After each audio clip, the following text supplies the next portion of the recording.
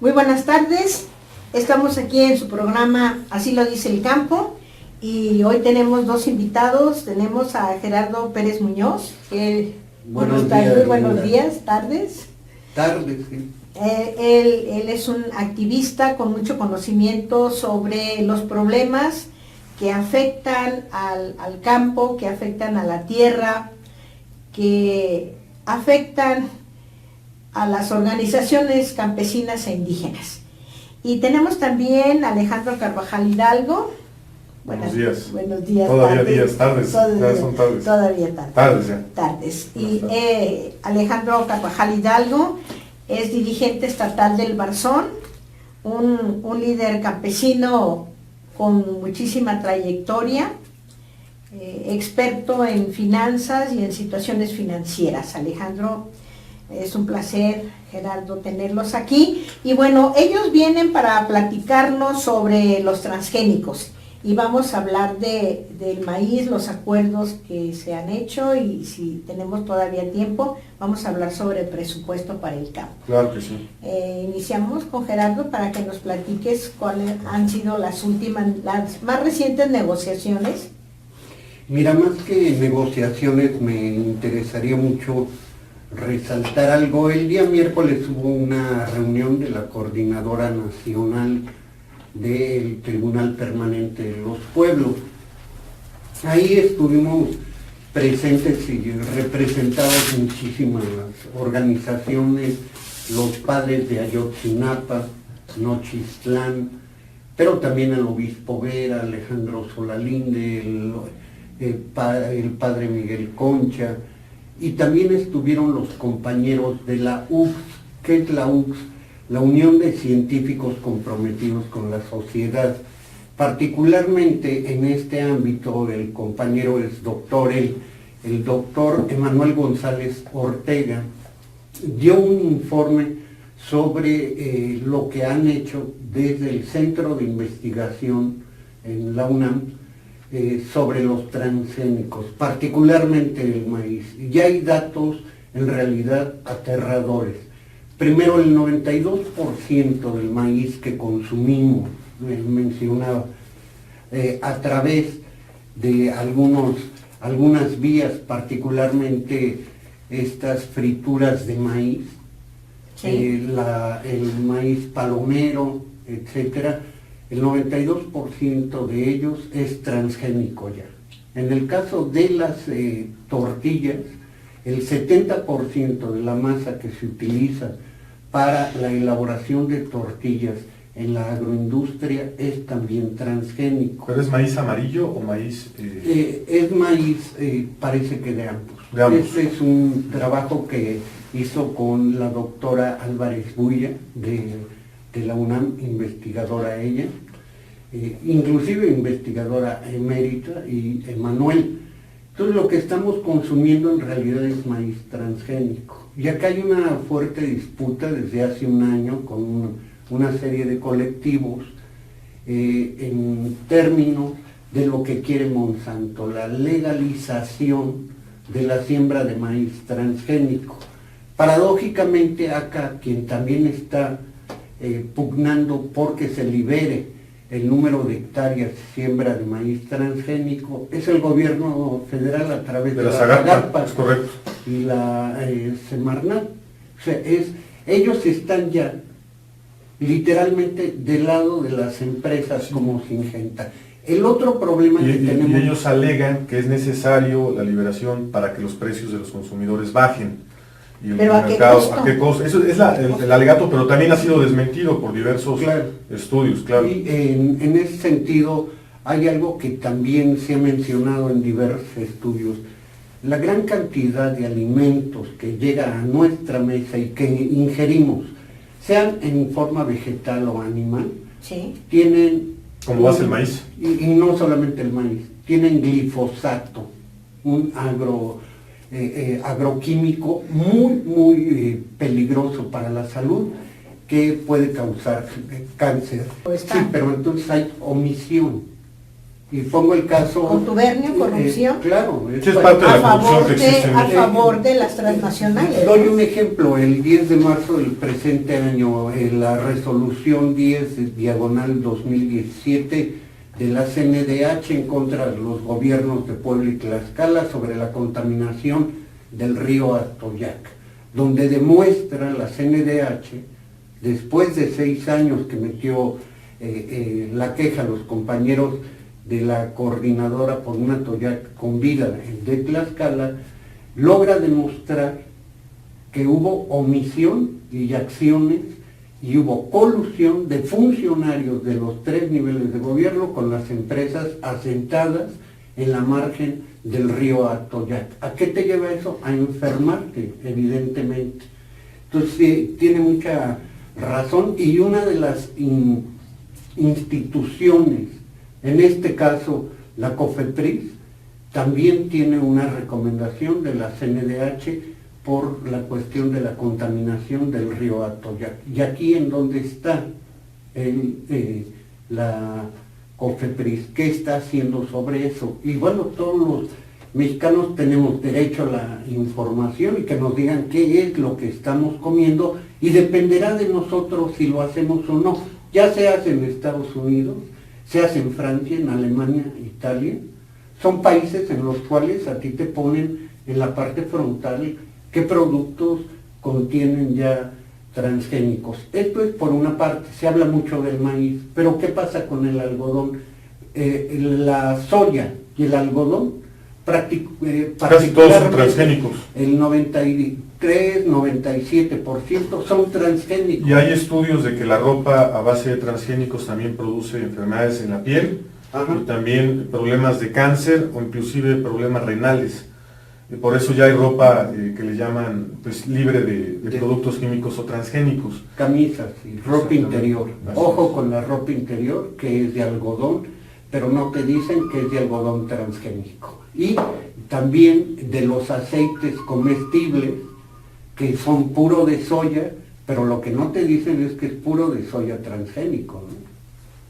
Sí. Aquí ya hay plantaciones experimentales, que es lo que está en la lucha de soya transgénica y de maíz transgénico, pero todavía lo han logrado un poquito parar en cuestión de que sea de manera generalizada. Ahí está la pelea, ¿no? Que también podríamos... Se acaba de ganar ya el recurso en la península de Yucatán, de la soya, en contra de la soya. Ya no es solo el maíz. Ya la Zagarpa no puede autorizar campos experimentales de soya ni de maíz, o simplemente, pero se sigue importando. Sí, claro. ¿Por qué la aduana lo permite? Los países que más siembran soya en América Latina, 40 millones de hectáreas, Argentina, Brasil y Brasil. Y Chile. Y se está importando soya alimentaria. Y luego resulta el problema, va ligado la agricultura con la salud, ¿sí? Y luego la salud ligada a los intereses de las farmacéuticas, porque también no te dicen qué productos pueden ser cancerígenos, porque esto afecta la venta de los productos de las grandes transnacionales.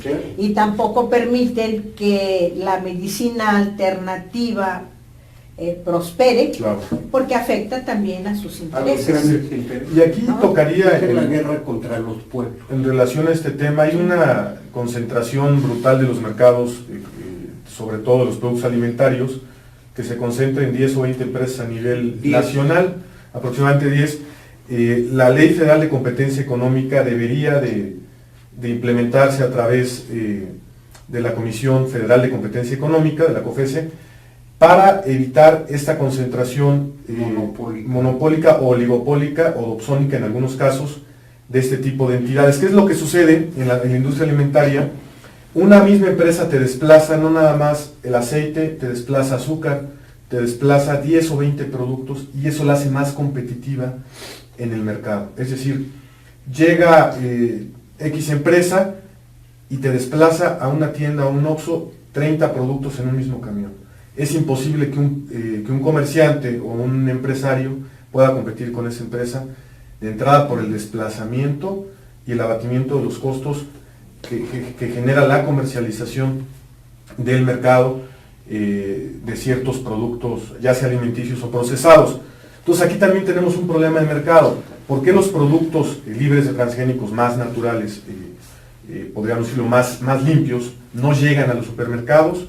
Porque hay una falta de aplicación de la Ley Federal de Competencia Económica, lógicamente permitida por las autoridades, que hace que los productores que pudieran alimentar mejor o dar un mejor alimento no lleguen a las mesas de los consumidores. Lo que les comentaba hace rato, chequen ustedes en los productos que cuando compren en el supermercado el glutamato monosódico. Prácticamente todos los productos es lo que tienen. Y siguiendo con esta lógica, hay que también verlo desde otra perspectiva. Los compañeros del grupo ETC, es una red de investigadores a nivel mundial, han hecho un trabajo de campo. ¿Y cuál ha sido la sorpresa? ¿Quién alimenta al mundo? Parten de esa pregunta. ¿Quién alimenta al mundo? Bueno, resulta que quien todavía alimenta al mundo son los pequeños productores. Son los pequeños productores. Por eso los apoyan. Y particularmente las mujeres. Sí, las mujeres indígenas o rurales. Campesinas, indígenas y demás, son las que realmente están alimentando al mundo, a la gente, a través de estos mercados, sí. Yo no diría alternativos, porque ese es del radical chic, como los productos orgánicos, entre comillas, son productos naturales, no orgánicos. Sí, todos naturales. Los productos son, o deberían de ser naturales. Y lograron demostrar que con el 10% de la tierra que estas personas tienen, dan de comer al 70% de la población mundial. Y en México al 60% aproximadamente. Y en consecuencia ellos representan también un muy poco, cerca de 20-25% de la población total. Regresamos, estamos aquí con Gerardo Pérez Muñoz y con Alejandro Carvajal Hidalgo, estamos hablando de transgénicos y ahorita nos va a hablar Alejandro sobre el presupuesto para el campo del año 2018 y Gerardo nos va a explicar toda la distribución del agua, cómo está el asunto del agua, la distribución. Ok, bueno pues en este año el presupuesto de egresos 2017-2018 disminuye para el campo, cerca de un 10% respecto al del año pasado. Y aquí es importante destacar lo siguiente, en qué se está invirtiendo o en qué se va a destinar este presupuesto, Linda. Sí. Principalmente se está destinando a dos programas, que eso es lo grave, que es el programa PIMAD, que es un programa asistencialista de frijol, maíz y fertilizante, es decir, le regalan o le dan al campesino este programa que es de 2.500 pesos por campesino para el que lo logre pues, gestionar. ¿2.500? Más o menos, 2.500, 3.000 pesos. Es fertilizante químico. Con glifosato. Es también para matar maleza y también pues, maíz o frijol, semilla mejorada. Aquí el problema también es que esto representa el 30% del presupuesto para Zagarpa, pero se busca aplicar de manera asistencialista en zonas donde van a pretender manejarlo con fines electorales, desgraciadamente. Y no es palanca del desarrollo del sector, sigue la misma política asistencialista. También no sube el presupuesto para mecanización, es decir, para compra de tractores e implementos, que también sí debería de ser apoyado. Y también para la cuestión de Conagua, que es algo fundamental, bajan cerca del 30% del presupuesto para la Comisión Nacional de Agua, y esto provoca que no haya infraestructura en presas, en represas, en vasos de agua, para poder generar pues, una mejor actividad agropecuaria. Y bueno, seguimos con la misma historia de la Zagarpa, desgraciadamente, en el tema del presupuesto. No está siendo una cuestión integral. Ellos dicen que ha subido el índice de producción y exportación en el sector agroalimentario, pero el problema es que están creciendo los monopolios o los grandes clústeres alimentarios, pero no no están creciendo los pequeños o medianos productores, los están poco a poco exterminando debido a la falta de competencia existente. También otro factor que se debe contemplar, y lo hemos repetido en algunos otros programas, es que el dólar, como está a 19 pesos, desgraciadamente los campesinos tienen que comprar insumos cotizados en dólares, porque las empresas pues trabajan, son transnacionales, son estadounidenses o otros países, también maquinaria que se cotiza en dólares, como son los tractores, etcétera, y eso, y la gasolina también impacta en cerca del 30% en el precio de los alimentos, y eso se traslada desgraciadamente a todos los consumidores pues, que son el sector que menos tiene. Eso es un resumen del presupuesto sobre toda esa área. Habría que ver el presupuesto desde una perspectiva de cómo se propone, porque es una declaración de lo que realmente quieres. Ya Alejandro mencionó algunas cifras. Si uno ve los presupuestos, el presupuesto que se ha venido manejando históricamente, se da uno cuenta que a lo que le apuestan es al pago de intereses de la deuda pública, para ponerlo nada más en una tesis. ¿Y la deuda internacional? Es la privada, y la interna y la externa. Este año sí, son 538 mil millones de pesos de pago de intereses. El señor Meade, ya candidato del PRI, precandidato, ¿no? Resulta que en septiembre mete una iniciativa de presupuesto en donde se hablaban de más de 638 mil millones de pesos de pago de intereses para el 2018. Regularmente este ejercicio no te lo hacen ni los políticos ni te lo hacen los partidos políticos. No, por supuesto, no les conviene. Porque si tú sumas el presupuesto que tiene varias dependencias, como salud, educación, desarrollo social, agricultura, ni sumando todo el presupuesto junto de ellos, le llegan a el pago de intereses de la deuda. Y estamos hablando solo de pago de intereses de la deuda pública. Más aparte hay que pagar, gracias a Cedillo y Felipe Calderón, el FOBAPROA. El próximo año se van a pagar cerca de 40 mil millones de pesos. De los pagarés famosos del FOBAPROA. Que ya desde cuándo lo tenemos, 1994. 35, sí. Pero vamos a pagar también, indirectamente, el rescate carretero. La deuda de los municipios. Vamos a pagar también el rescate de los ingenios azucareros. Otro que casi lo hemos olvidado. Entonces, si tú sumas todo eso, es una cantidad estratosférica. Y evidentemente, ¿a qué le quitas? A educación, a campo, a programas sociales. ¿Sí? Sí.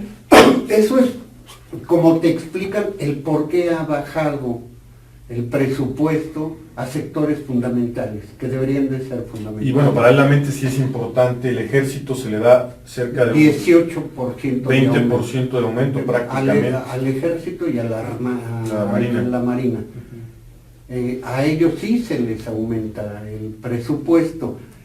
Y yo quiero remitirme a un texto, salió hace muchísimo tiempo, lo escribió el cerebro gris de Salinas de Gortari, José María Córdoba Montoya, que lo han de recordar ustedes. Es un texto que publicó los anexados del gobierno con Aguilar Camín al frente en Nexos. Y ahí se hablaba, daba una cifra en términos de lo que iba a significar el Tratado de Libre Comercio y el campo. Decía, hay que descampesinar el campo. Y tenemos en 20 años que hacer que entre 20 y 30 millones de campesinos desalojen el campo. Para que entre la transnacional y las grandes y te reformo la ley agraria en el artículo 50 y pongo la figura de sociedades mercantiles. Y te reformo también la ley para que los ejidos y las comunidades sean embargables, porque eran inembargables, Sí, imprescriptibles, sí, etcétera. Entonces sí. dejo entrar ya al capital privado. Y evidentemente esto más o menos lo han logrado. Así es.